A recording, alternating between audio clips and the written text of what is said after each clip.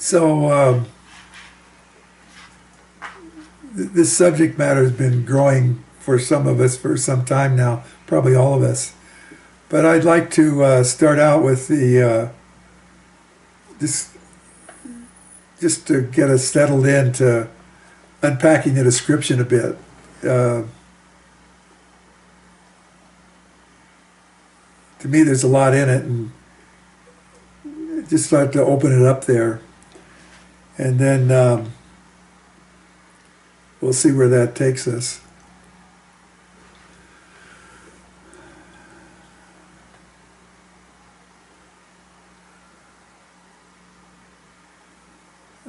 Also, there's a lot of energy moving right now, so just let this, let it open up inside of you, and maybe the reflective voice within you will complement or comment along the way, and we'll even get an extra dimension to the class by inviting ourselves forward and within ourselves into that deeper essence that is working it all the time.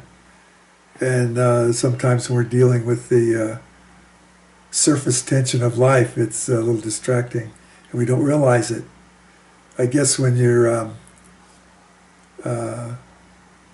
wave crashing on the beach, you forget. They make it all about the wave crashing on the beach instead of there's a whole ocean there.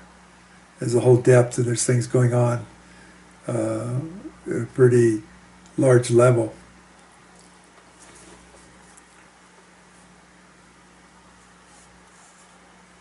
So I'm going to read it through and then just go back and highlight a couple things. And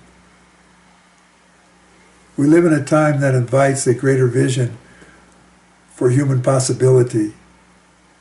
We create in the world according to our understanding of ourselves and our purpose in life. Transcendental leadership provides a way to connect to our visionary nature and apply our greater virtue and spiritual depth to solve problems. Some say we live in a prophetic time of transformation and change. Whatever the case, I believe it is a time of opportunity, and that the first challenges of these times are meant to call humanity to a new level of evolution. To this end, I invite you to join us in an adventure of self and the possible blessings that we are yet to fulfill. I invite you to engage your being in an exploration of self that is continuous and reveals the truth of life without fear. Inspired by soul and guided by love. Consider perhaps that we are the promise, and a new day and a new dawn refers simply to a change of heart.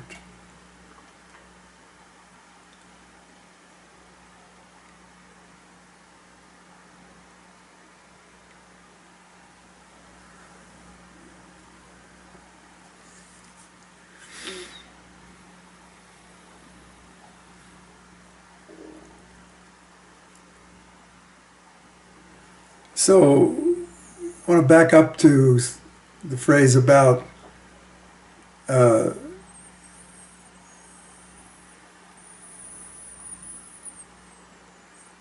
connecting to our greater virtue and spiritual depth to solve problems.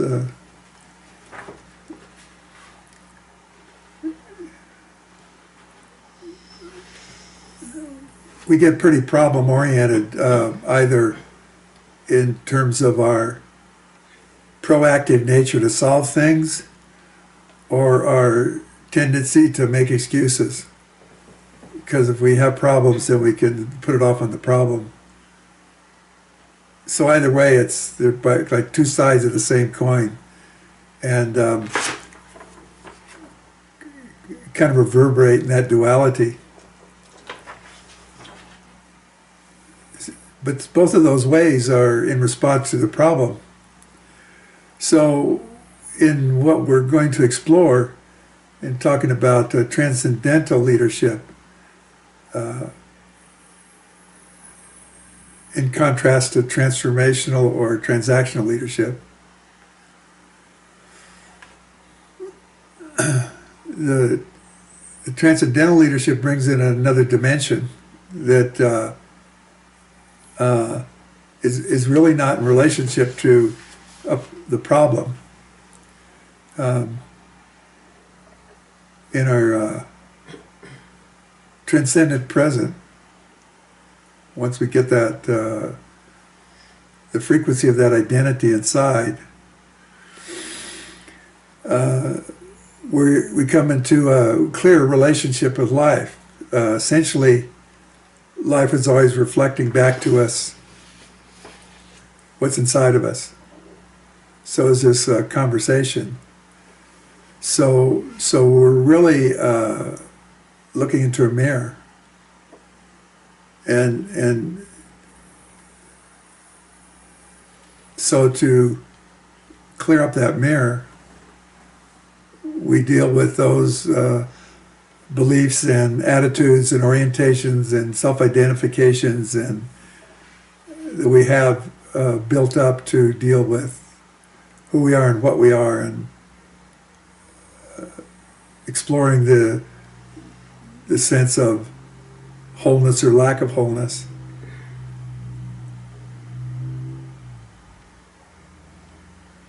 So those are reflected outward, so we respond to those, but they're also reflected inward, so we're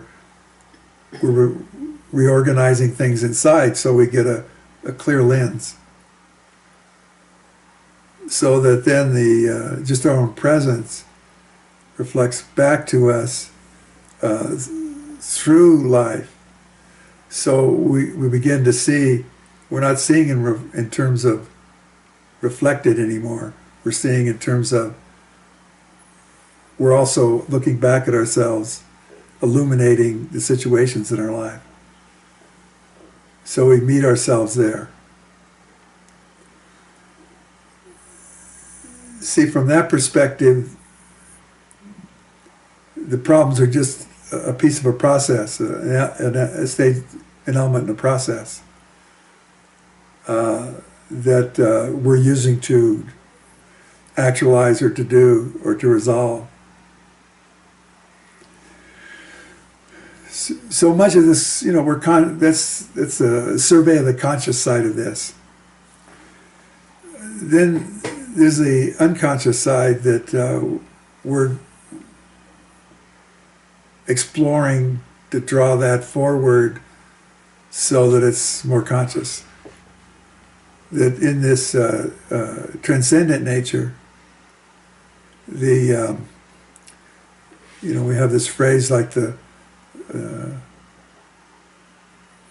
you know, the it of itself, or the blessings already are, implies that there's something that already, perhaps it already exists. So in our nature, we access into a place that is lives with the divine fabric of, or the wholeness of everything. So there's a shift in perspective here where in terms of our working in our reflectiveness, that is in touch with everything. And this is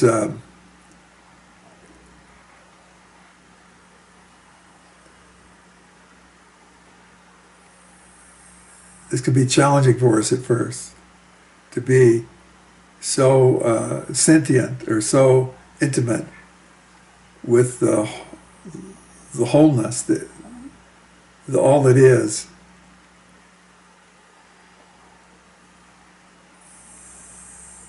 That in that case, just our existence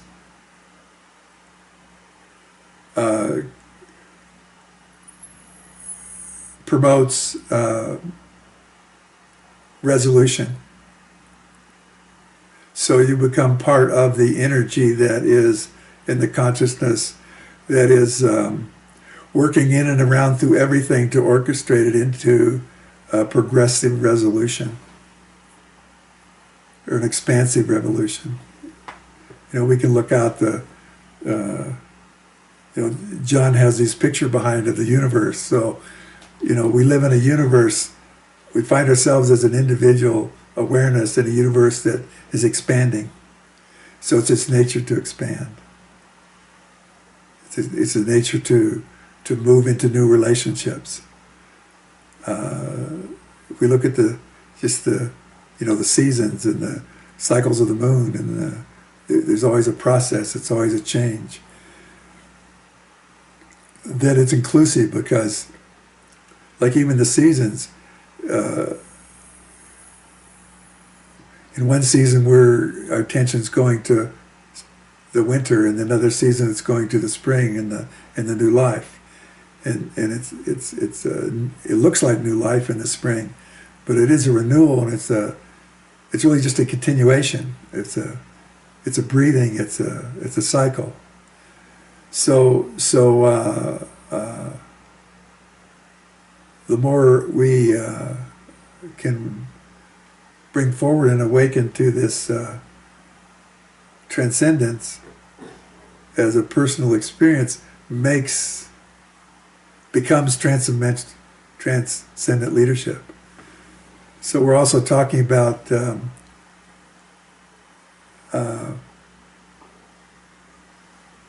transcendence as leadership.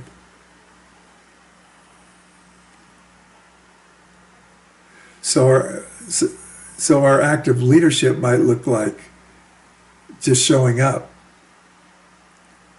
and with the capacity to not only observe what reflects back to us, but to observe by looking at ourselves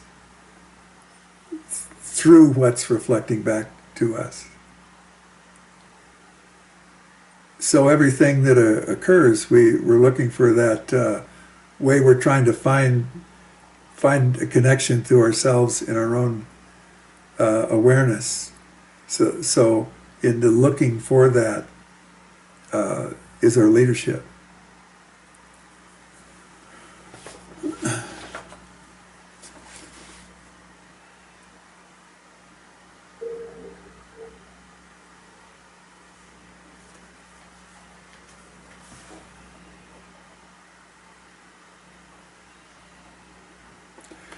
So in the phrase of calling humanity to a new level of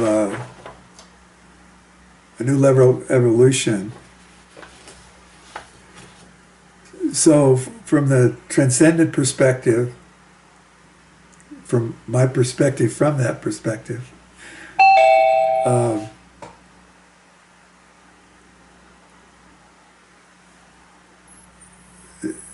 the problems aren't the issue. The problems are there to be part of and to assist moving to a new level of consciousness.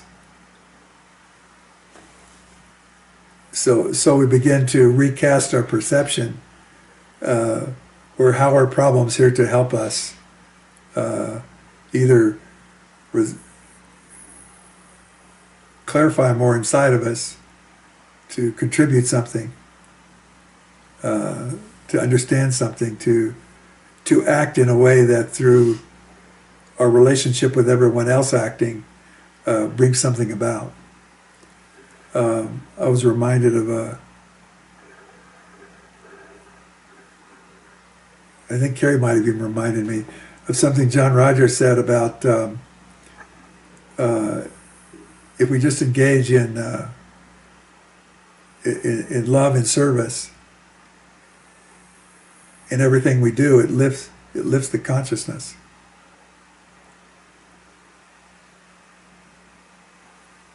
So it's the relational element of whatever's going on that is the transcendent part. The fact on the ground that gets changed into a better form of living, a kinder institution, a more effective way to do something. That's the transformational part. But the transcendent part just operates in the simplicity of how we respond. Whether where we connect is the love engaging the love, it does that through the attitude of service. So service can be an attitude. So what is the basic service? It's how you look at things.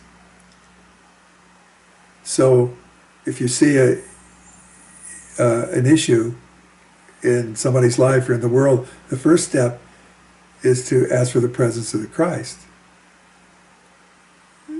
That's the transcendent part. The next part of it that's transcendent is being present and observing that and seeing what it does, like what the wholeness does with it. And then we see how that affects us, because our feelings and reactions to it are information. If we're identified with the outcome, we can't get the information. But if we're identified with our transcendent self, which is the Christ, then our response is another form of cyclic breathing, like the seasons or the change, the leaves turning and the snow falling and the thaws coming and the grass sprouting. Or like breathing in and out. It's part of a rhythm. So we're in that relational being that is participating with working each situation.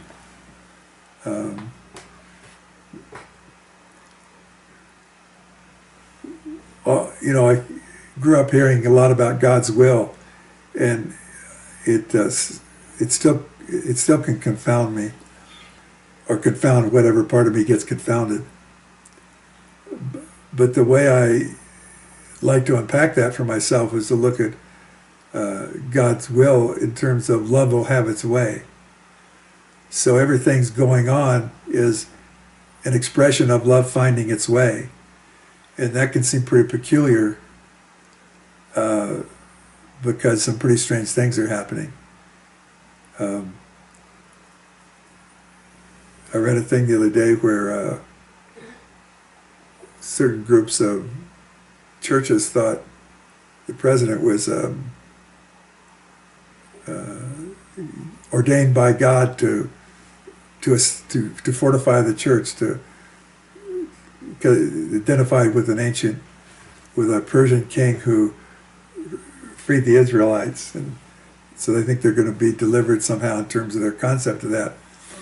And people, we might look at that and say, "Oh, it's ridiculous," but you tweak the metaphor a little bit, and maybe it's true, because you get a reflection back of all the ways that, and all the history and all the tendencies and all of our mannerisms and all of our habits that work in a transactional or combative way to deal with things, that either try to play the politics of power, or to bully or intimidate or to win our viewpoint rather than win the loving. So he brings all this to the surface. So he's like he seems like a magnet in that sense. He like pulls everything. You take a magnet, you run it through the dirt, and it picks up all the little iron filings. So it's like a magnet. He just what is that on in the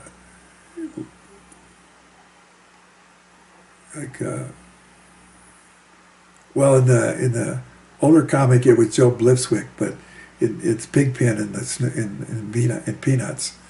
It just seems to always collect the stuff.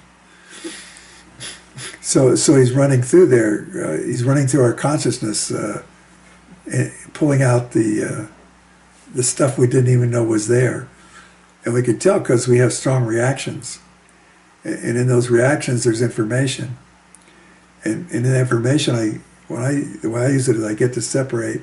First, it's like a distillation or a chemical process where I'm separating the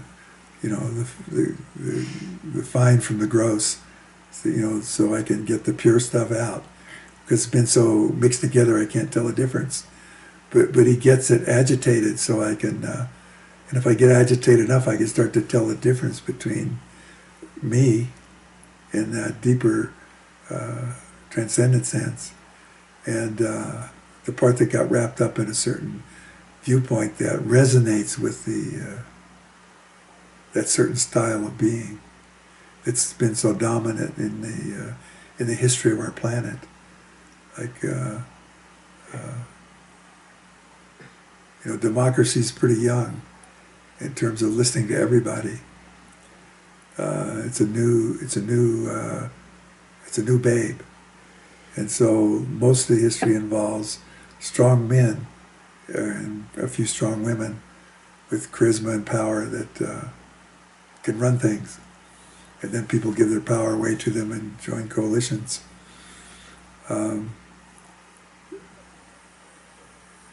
There's I'm always reminded of the Emerson's wonderful statement about America and its destiny, and this American scholar that we're destined to build a nation that's based for the first time on the wisdom of the soul. So that how does that happen? Well, it happens in a lot of ways. You see people that are visionaries respond to a visionary nature, and that's a transcendental form of leadership, is visionary consciousness. And so they take the vision that somehow transcends the way the duality's been positioned to hold a certain perception in consciousness, and they have a vision above that. So to get that vision, they have to step above the morass of, even science has a narrative that shapes its own discoveries. So the great scientists could always step out of the narrative and see something. Like my favorite scientist, George Washington Carver, who would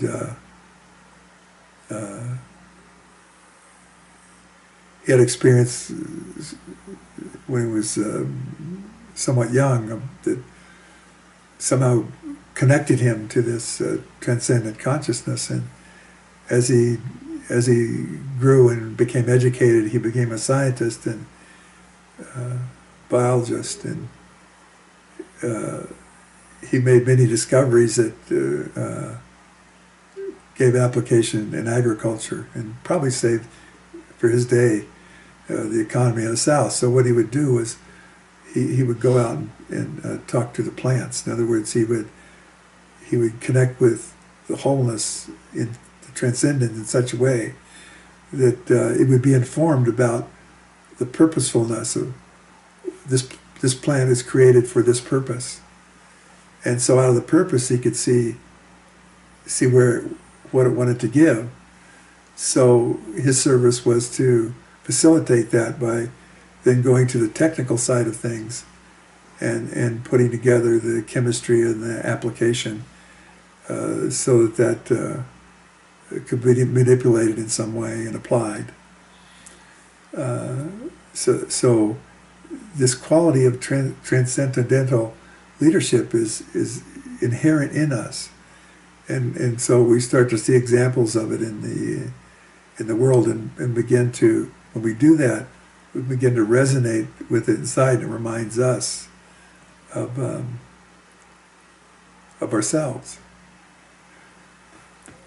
So when you look at one of these people and their response and their awakening and or resonate with it,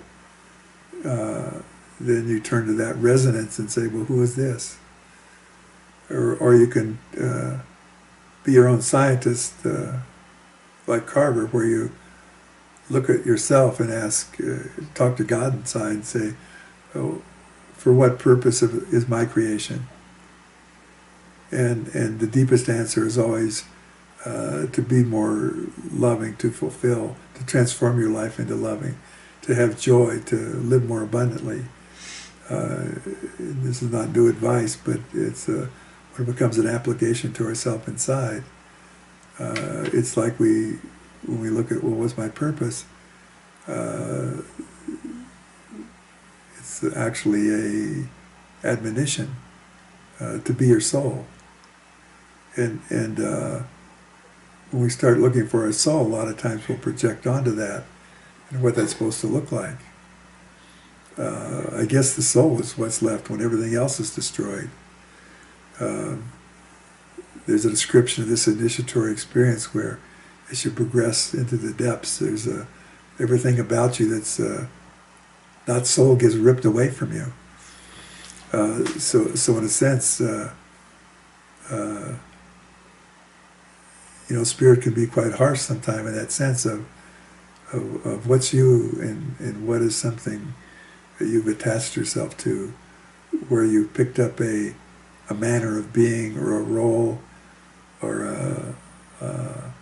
a persona in a lifetime to learn certain things, and you became so identified with it that you said, this must be my soul. And then life challenges come along. It destroy the logic or the vision or the theology of how you thought it worked. So these kind of events or these kind of tragedies are a blessing, because it leaves us with the kind of bareness or that can let in the greater perspective of ourselves. Our lacks are very valuable, because the lacks become receptacles in which you can receive. And the traumas and the issues become opportunities to awaken to something greater inside of you. Because life is only going to tear apart what you believed in that was less than yourself. So all this is working together. See if there's anything I'm unpacking here.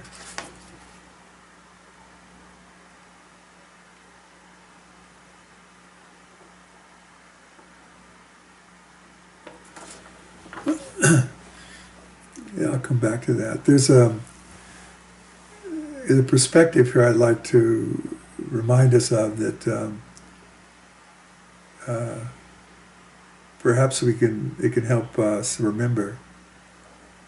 And when I talk about this, I call it the first cause. From what I can tell, you might also call this El Shaddai.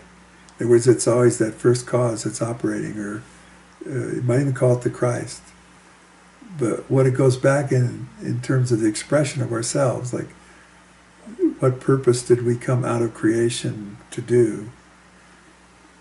And one of the ways this sorts out, from my perspective, is there's an individuation process, that something in us is perfectly designed to be able to have an individual experience of something that's everything and universal. So whatever this wholeness is, it is. And how does it know itself? Well, some kind of process is created. And so there's an engram in our origin that we strive to individuate. At first this becomes an egotistic thing, and then that keeps disappointing us, so then it becomes a a revelation of our own loving, because that's the only thing that ever gives us a fullness in terms of self. So we come out in this, and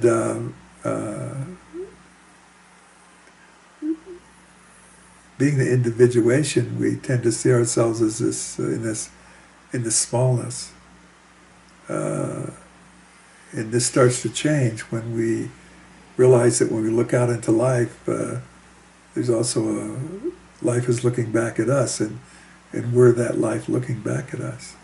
So this starts to change that perspective, and we can entertain this ancient memory that there is this aspect of us that came into this individuation, but then there's another aspect that stayed with the wholeness. In a way, it's the stories like the prodigal son and daughter try to get hold of this a little bit, where one part stays in the refuge, in the holiness of the inner place, and then the other part goes out and adventures, and then the one that came back is the one that brings all the experience, so it became favored. But then, so that's just the way we tell it. There's something to say for recognizing that we're also, we look out at the, like when you look out at the star-filled night, it reminds you of something. And we say, well, it reminds us of something transcendent. And so we tend to infer that's beyond us.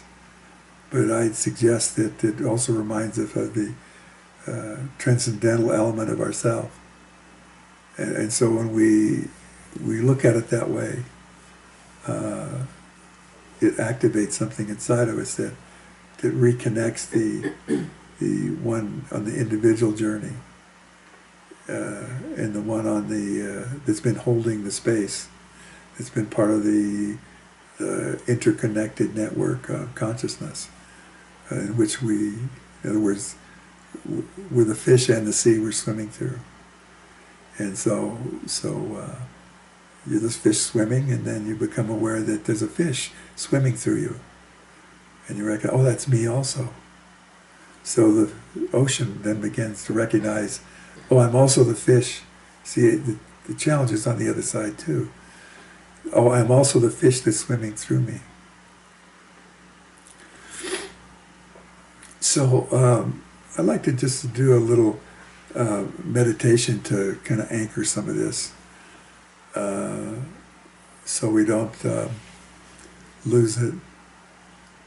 So I'd just like you to close your eyes for a moment and just become aware of your body and your space and you in your space. And then we have a familiar perspective on our spiritual anatomy, that there's this column of energy that flows vertically up and down that corresponds to our spine and all the chakras, and is part of a breathing between heaven and earth, because we're anchored here on earth and we're also anchored in heaven.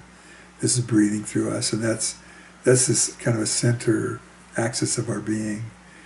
And then there's the part that works through our breathing and our heart, that flows out into creation, and on the exhale and breathes back into us on the inhale. At the same time, the heart is this powerful vortex that is pulsating and is the really resonates with the heartbeat of all. So is this kind of vertical and horizontal flowing through us, just in our nature. And so when we pay attention to this, it turns the lights on, it activates things. So just become aware of your body, and then become aware of your space at the same time. There's no instead ofs here, it's always adding the next level of intimacy and connection. So just become aware of your heart, become aware of your loving as you're breathing, and so your loving's breathing in and breathing out through your body, through your cells. And also bring into your awareness this column of light. And you can just imagine it there as this interacting vortex between heaven and earth. And so as you also breathe, just catch hold of the energy of the earth that comes up as you breathe in, and catch hold of the energy in the highest heaven you can imagine as you breathe in. And you breathe all this into your heart. And then you hold it there in that sacredness, and then you breathe it out through every cell of your body as it flows out into your space. And just continue in this way where there's this integrated breathing, where you're breathing in, loving in from above and below into your heart, breathing it out through your body, through your space. And this is that capacity of the self.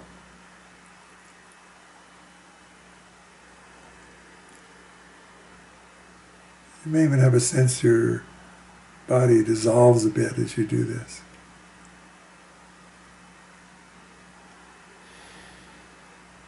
Now I just like to bring your attention into the center of your head and see a light that activates as you place your attention there. And as this light opens up, at the same time you continue breathing, you fold yourself within this light, and then expands. And as it expands, it joins the matrix of energy that you've been breathing through.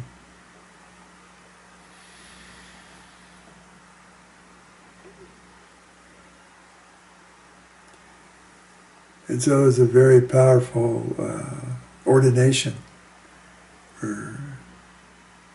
of this self, this individualized self, and its expression in this personality and in this planet. But it requires a certain recognition of responsibility and recognition of who you are.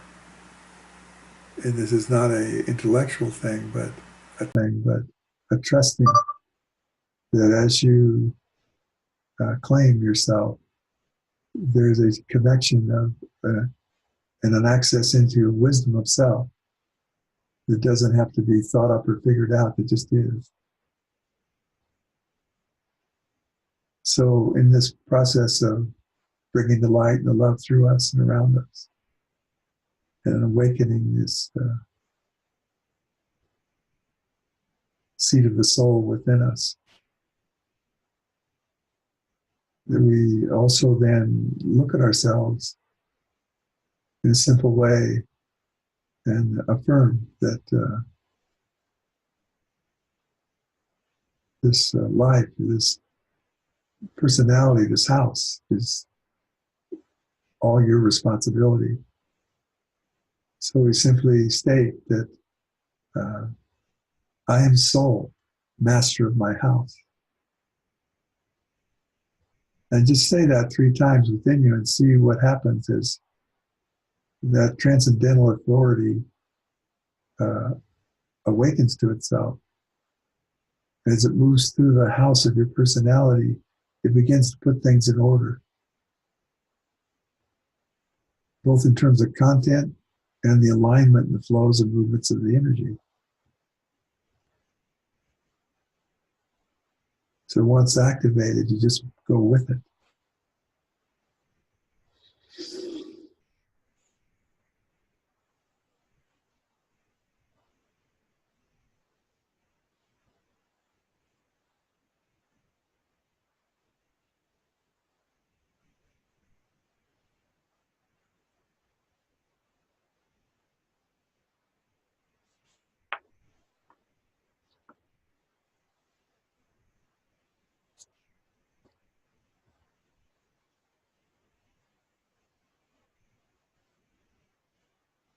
So in this, I invite you to engage your being in an exploration of self that is continuous and reveals the truth of life without fear. inspired by soul, guided by love. Consider that perhaps we are the promise, and a new day and a new dawn refers to a simple change of heart.